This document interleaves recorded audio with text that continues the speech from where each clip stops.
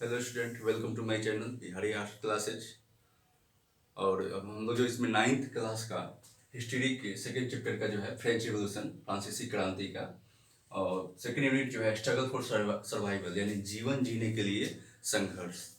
तो इसमें हम क्या समझेंगे पहले कि किस कंडीशन में, किस स्थिति में जो है लोग जीवन जीने के लिए जो है संघर्ष करने लगते हैं। तो पहला तो करा कि पॉपुलेशन ग्रोथ हुआ। करा है कि 1715 में 23 मिलियन थी पॉपुलेशन फ्रांस की, और 1775 में 28 मिलियन हो गई, यानी पॉपुलेशन ग्रोथ हो रहा है। तो पॉपुलेशन जिस तेजी से ग्रोथ कर रहा था, उस तेजी से हमको जीने के लिए क्या चाहिए, तो जॉब चाहिए और फूड चाहिए, तो उस तरह से नहीं मिल रहे थे। और यहाँ पर हम देखते हैं कि जो महंगाई जो थी वो काफ़ी बढ़ गई थी। जैसे अभी प्रेजेंट टाइम में आप देखो महंगाई कितनी बढ़ रही है, हर चीज़ की दाम वैसे ही कर रहा था। इसमें जो मेन वहाँ खाद्य पदार्थ थे वह थे पाव रोटी, ब्रेड, यानी खाने की जो भी वहाँ पे गुड्स थे उनकी स्कार्सिटी हो गई। और फिर हम देख रहे हैं कि जो अधिकतर लेबर थे, मजदूर थे, उनकी जो सैलरी थी वो उस अनुपात में, उस रेशियो में नहीं ग्रोथ कर रही जिस जिस अनुपात में महंगाई ग्रोथ कर रही थी। जैसे हमारे यहाँ देख लो सर, सब पेट्रोल हो, अब पेट्रोल और डीजल हो तो सारे चीज़ एसेंशियल आइटम जो होते हैं वो काफ़ी महंगा हो जाते हैं। तो वही यहाँ फ्रांस फ्रांस में हुई थी, ठीक है ना। और गरीब, और इस तरह से जो महंगाई जो बढ़ रही थी, तो जीवन जीने के लिए और पैसे चाहिए थे लोगों को, रिसोर्स प्राप्त करने के लिए, वो नहीं मिल पा रही थी। किनको? तो मजदूरों को, किसानों को, ठीक है। तो अमीर और गरीब के बीच की जो डिफरेंसेज है वो बढ़ गई, खाई बढ़ गई, यानी अमीर और अमीर होते जाते रहे थे, और गरीब और गरीब होते जा रहे थे। मजदूर, किसान, कॉमन पीपुल थे, उनकी स्थिति खराब थी, या नौकरी पेशा के लोग थे उनकी स्थिति खराब थी। तो आप देखोगे कि अभी भी वही चीज़ है हमारे देश से, हम अपने देश कंट्री के देश के जो अभी व्यवस्था है, या उसमें महंगाई की जो स्थिति है, उसे हम कंपेरिजन कर सकते हैं, उससे तुलना कर सकते हैं। जब ऐसे चीज़ों को हम कंपेयर करते हैं प्रेजेंट से, तो बेटर ढंग से हम अंडरस्टूड कर पाते हैं। ओके, तो यहाँ जीवन जीने का संघर्ष कैसे हुआ, तो हम पहले देखेंगे कि भाई पॉपुलेशन ग्रोथ कर दिया, 23 मिलियन से 28 मिलियन हो गया 1775 में। हमने यहाँ पर लिखा है, थोड़ा सा समझिएगा इसको, ठीक है। जीवन जीने के लिए संघर्ष जो है इसमें हमने लिखा है यहाँ पर। तो यहाँ पर ये हो गया। फिर कहा है कि भाई महंगाई बहुत तेजी से बढ़ रही थी, मेन खाद्य पदार्थ जो थे, ब्रेड, पावरोटी जो भी है उसका मैंने खाने की चीज़ों का स्कार्सिटी हो गई, और जहाँ तहाँ दिक्कत होने लगी लोगों को, कॉमन पीपल को, है ना। जिनके पास रिसोर्सेज होते हैं, संसाधन को कोई दिक्कत नहीं है, जो 2 नंबर कमाते हैं, ज़्यादा पैसे हैं, है ना, ब्लैक पैसा समझ सकते हैं तो उनको, लेकिन जो ईमानदारी से, ऑनेस्टी से वर्क कर रहे हैं उनको नहीं मिल रहा, तो दिक्कत है। तो यहाँ पर फिर वही कर रहा है कि तब जीने के लिए संघर्ष शुरू हो जाती है। अब कर रहा है growing middle class and evasion and end of the privilege. Privilege का मैंने लिख दिया है विशेष अधिकार, यानी जन्म से मिलने वाला अधिकार, ठीक है ना। तो ये जन्म से मिलने अधिकार कौन होता है? जैसे आपके यहाँ भी है, बहुत लोग ठेपा छाप होता है लेकिन पंडित कहलाते हैं। पंडित तो कोई कास्ट होता नहीं है, ब्राह्मण कास्ट होते हैं। हालांकि जाति पाति मैं मानता नहीं हूँ, ना होता भी नहीं है। ये कहीं ना कहीं आपको भुलाने के लिए, आपको मेन चीज़ों से हटाकर कुछ और कराने के लिए ऐसा है, ऐसा कुछ होता नहीं। वहाँ भी फ्रांस में देखोगे तो वही कंडीशन है। तो पंडित वो होते हैं जो हर घर में कोई पढ़ा लिखा व्यक्ति है तो विद्वान, विद्वान को, स्कॉलर को पंडित कहा जाता है। तो वहाँ भी, तो यहाँ भी वैसा ही था। 2 क्लास हमने पढ़ा था ना, फर्स्ट और सेकंड स्टेट। तो उनको आप देखेंगे कि फर्स्ट और सेकंड स्टेट वालों को रिसोर्सेज भी पूरे थे और उनको टैक्स भी नहीं देने थे, ठीक है। तो यहाँ पर मिडिल क्लास कौन थे? तो मिडिल क्लास लोगों से ऐसे क्लास को मिडिल क्लास कहा था, मध्यम वर्ग कहा जाता था, जो थर्ड स्टेट के थे और पढ़े लिखे भी थे, या व्यापारी में थे, नौकरी जैसे वकील, एडवोकेट थे, शिक्षक थे, टीचर थे। तो जो पढ़े लिखे होंगे और जिनके पास रिसोर्स होंगे वही संघर्ष कर पाएंगे, क्योंकि उनको उनको तो एक नॉलेज है कि क्या राइट है, रॉन्ग है, और उनके पास लॉजिक पावर भी होता है और रिसोर्सेज भी है फाइट करने के लिए। तो वे मध्यम वर्ग पढ़े लिखे लोग थे, थोड़े बहुत नौकरी पेशा जैसे टीचर, वकील, डॉक्टर, शिक्षक, ये सब इसमें आ जाएंगे, ठीक है। और तो यहाँ पर मिडिल क्लास के लोग का ग्रोथ हुआ। कहीं भी जहाँ भी रेवोल्यूशन, क्रांति हुई है, वहाँ पर उसमें इन्वॉल्वमेंट किसका रहा है? तो मिडिल क्लास लोगों का रहा है, यानी संघर्ष में सबसे ज़्यादा कंट्रीब्यूशन उसी का रहा है, मिडिल क्लास के लोगों का, ठीक है। यानी मध्यम वर्ग, कहीं भी क्रांति हुई है, बदलाव हुई है, तो वहाँ पर मध्यम वर्ग नहीं आगे आकर फाइट किया है, ठीक है। तो यहाँ भी फ्रांस में हम वही देखते हैं। फिर कह रहा है कि जो मिडिल क्लास के लोग थे 18वीं शताब्दी में, वो कहीं ना कहीं व्यापार भी करते थे, जैसे रेशम का, सिल्क का व्यापार हो, और व्यापार करते थे, दूसरे देश में जाते थे और वे दुनिया देख रहे थे। और कह रहा है कि मिडिल क्लास कहना था कि नहीं, ऐसा समाज में ऐसी कंडीशन होनी ही नहीं चाहिए कि अब हम लोग इसको पढ़ रहे हैं a growing up middle class, कि किसी को जन्म से ही कोई विशेष अधिकार मिल जाए, किसी को भी राइट, सबको इक्वल होना चाहिए और राइट मिलना चाहिए उसके एफर्ट पर। वो जो काम कर रहा है, वो जो कर्म कर रहा है, वो जो ड्यूटी वर्क कर रहा है, उसके आधार पर किसी को स्टेटस मिलना चाहिए, उसकी स्थिति बननी चाहिए। न कि जन्म लिया तो उसका भी जैसे राजा का बेटा राजा बन जाए, चाहे कितना बेवकूफ़ हो, जज का बेटा जज बन जाए, पढ़ा लिखा हो, लॉ किया हो या नहीं हो, है ना। तो उस समय पोस्ट बिकते थे वहाँ। जैसे आपके यहाँ भी बहुत सारे जॉब में करप्शन होता है, आप जानते हैं, पेपर लीक हो जाता है और पैसे लेकर सेटलमेंट कर दिया, तो वहाँ भी था, फ्रांस में इस तरह की कंडीशन थी। तो मिडिल क्लास का नहीं, ऐसे नहीं हो सकता भाई कि किसी को भी खास करके जन्म से अधिकार नहीं मिलना चाहिए, उसको राइट अधिकार नहीं मिलना चाहिए, विशेष अधिकार, प्रिविलेज। प्रिविलेज मतलब विशेष अधिकार होता है, यहाँ मैंने लिखा है। और जन्म से मिला हुआ अधिकार, यानी जन्म से आपको अधिकार मिले, कोई एफर्ट उसके लिए वर्क आप नहीं कर रहे हो। ओके, ठीक है ना। तो यहाँ पर हम देख रहे हैं। फिर इसमें जो मिडिल क्लास को उभारने में, इसको और धक्का देने में कि आप बदलाव चाहिए, आवाज उठाइए, वो थे writer, thinker, philosopher, Jean Jacques Rousseau, Voltaire, Diderot, इस तरह के। जैन जैक, जैन लॉक और जैन लॉक के जो है, इन्होंने अपने टू ट्रीटाइजेज ऑफ गवर्नमेंट, इसमें इसने राजा के दैवीय अधिकार क्या होता है, यानी राजा मानता था कि गॉड के बाद धरती पर गॉड हम ही हैं और हम पैदा ही हुए लोगों को शासन करने के लिए, रूल करने के लिए। इस अधिकार का उन्होंने खंडन किया था। फिर मॉन्टेस्क्यू का जो स्पिरिट ऑफ द लॉज नामक एक बुक लिखा उन्होंने, और उसमें सरकार और कार्यपालिका, मतलब जो कार्यपालिका और न्यायपालिका जिसे बोलते हैं, यानी आप कह सकते हैं कि जजमेंट वाला व्यवस्था, है ना, जुडिशियरी, एग्जीक्यूटिव और लेजिस्लेचर, यानी इस बीच में, तीनों के बीच में, यानी विधायिका, कार्यपालिका, न्यायपालिका, यानी जो कानून बनाते हैं पार्लियामेंट, एमएलए, एमपी वगैरह जहाँ होते हैं, और एक तो एग्जीक्यूटिव में जो पुलिस विभाग हो गए, या फिर कार्यपालिका, इसमें नेता भी आते हैं, ये हो गए, या फिर जजमेंट, न्यायालय हो गए, जुडिशियरी। तो इन कहा कि इनके बीच में जो वर्क का, राइट का जो है, पावर का जो है, वो डिस्ट्रीब्यूशन होना चाहिए, एक आदमी पर सारा पावर नहीं होना चाहिए। किसने लिखा है? तो ये मॉन्टेस्क्यू ने लिखा, ठीक है ना। और इसमें इन्होंने कहा, जैसे अमेरिका में, वहाँ पर जैसे अमेरिका में जिस समय फ्रांस, हम लोग पढ़ चुके, फ्रांस हेल्प कर रहा था अमेरिका का ब्रिटिश से अलग होने में, उससे युद्ध करने में। तो वहाँ उस समय 13 कॉलोनी थे, उपनिवेश, है ना। तो वहाँ पर ब्रिटेन स्वतंत्र घोषित किया उसने अमेरिका को, और वहाँ पर जितने थिंकर थे, राजनीतिक थिंकर और विचारक थे, अमेरिका मतलब थिंकर और राइटर लोग थे, अमेरिका के संविधान में उनमें दी गई जो है लोगों के अधिकार की जो गारंटी दी गई थी, यानी फंडामेंटल राइट की अधिकार गारंटी दी गई थी, उस तरह से यहाँ भी चाहते थे कि दिया जाए।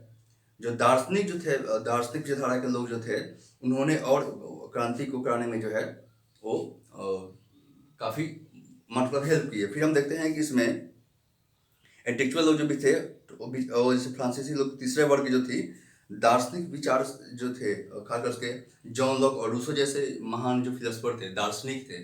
फिलोसफर का हिंदी दार्शनिक होता है, जो लॉजिक बेसिस पे किसी बात को समझा दे कि हाँ ये राइट है, ये रॉन्ग है, वो होते हैं। तो इन आग में घी काम किया, जैन जैन को, रूसो, मॉन्टेस्क्यू, है ना, खास करके काफ़ी प्रभाव पड़ा। और लुई 16 के जो विशेष अधिकार का जो दर्जा था, वो काफ़ी इन लोगों ने इसका क्रिटिसाइज किया, आलोचना किया, जो थर्ड स्टेट के जो मध्यम वर्ग के लोग थे, मध्यम वर्ग मिडिल क्लास के लोग, उनको काफ़ी अच्छा लगा कि हाँ ये तो सही कर रहे हैं। फिर हम देखते हैं जितने दार्शनिक और राइटर थे, जैसे बुक हो या फिर न्यूज पेपर हो, है ना, और जहाँ पर कॉमन सभा लोग बैठते थे, वहाँ पर इस तरह के जो है मतलब वे लोग क्या करते थे कि जोर जोर से डिस्कस डिबेट करते थे, और इसके बाद लोग सुनने के बाद जो है लोग को का लुई 16 के प्रति गुस्सा, एग्रेशन हो जाता था, ठीक है। तो हमने अभी यहीं पर ख़त्म होता है ये वाला जो पार्ट है, प्रिविलेज उभरते मध्यम वर्ग। फिर एक हम टॉपिक छूट गया है, वो टॉपिक है आपको कि how the subsistence crisis happen, यानी कैसे क्राइसिस कमी आ जाती है। जैसे मान लो कि कोई किसान का जैसे बाढ़ आ गया, सुखाड़ आ गया, यानी फ्लड आ गया, ड्रॉट सीजन आ गया, या फिर फॉग, ओला पड़ गया, तो क्या होता है, जो किसान होते हैं, यानी फार्मर, उनके फसल तो खत्म हो जाएंगे, समझ रहे बात, और फिर उनको टैक्स भी देना पड़ता था। तो ये चीज़ें जो वहाँ पर थी, टैक्स देने की और ख़त्म हो जाने की, तो जब नहीं होगी, और गवर्नमेंट तो रखा नहीं है स्टॉक, जैसे अभी बफर स्टॉक होता है, आप लोग इकोनॉमिक्स में पढ़ना भी है, बफर स्टॉक अभी जो गवर्नमेंट रखती है खरीद कर, फिर उस क्राइसिस होने पर, कोई से महामारी आने के बाद वो प्रोवाइड कराती है लोगों को, कॉमन पीपल का अनाज। तो यही इसमें था कि इस तरह से कैसे देखो यहाँ बैड हार्वेस्ट यानी खराब फसल हो गया है ना, डिजीज जैसे कोई महामारी आ गया, तो पुअर को जो है वो बाजार समय तक खा नहीं पाएंगे, उनको नहीं मिल पाएगा। तो इस तरह से क्राइसिस शुरू होता है, यही से सेकंड में नहीं बता पाए हैं।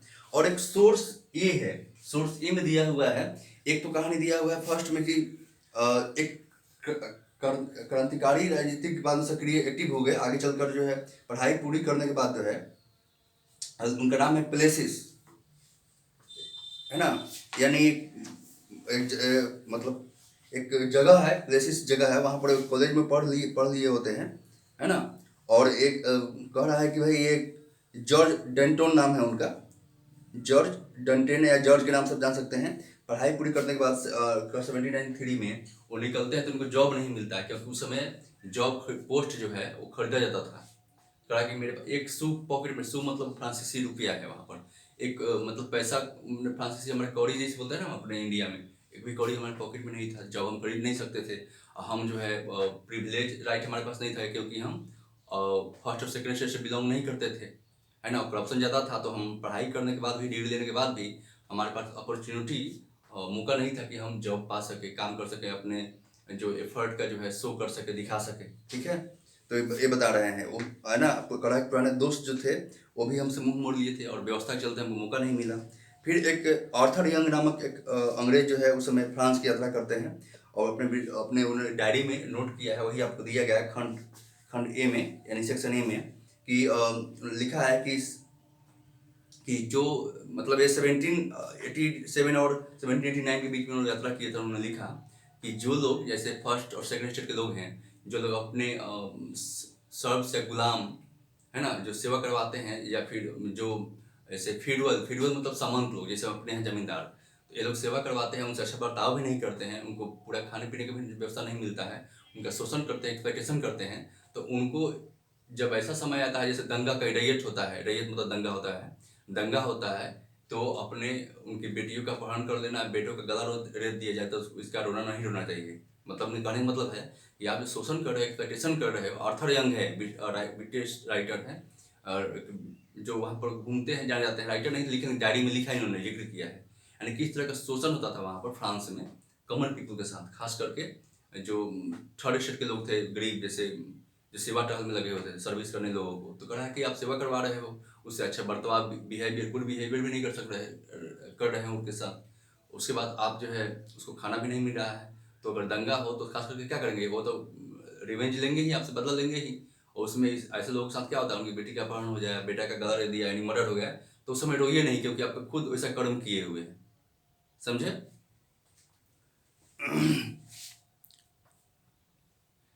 तो इसमें हमने पहले पढ़ा कि द स्ट्रगल फॉर सर्वाइवल, जीवन जीने के लिए संघर्ष, और से हम कि how a subsistence crisis happened, यानी कमी जबकि क्यों होता है, तो बताया बैड हार्वेस्ट हो गया, तो उसका स्टॉक तो गवर्नमेंट रखती नहीं है, पहला जगह अब तो रखती है, उस समय नहीं रखती थी। तो पुअर पीपल जिनके पास रिसोर्सेज कम है वो तो नहीं खरीद पाएंगे, और जो इसके बाद फर्स्ट सेकंड स्टेट है उनके पास दिक्कत नहीं होगा।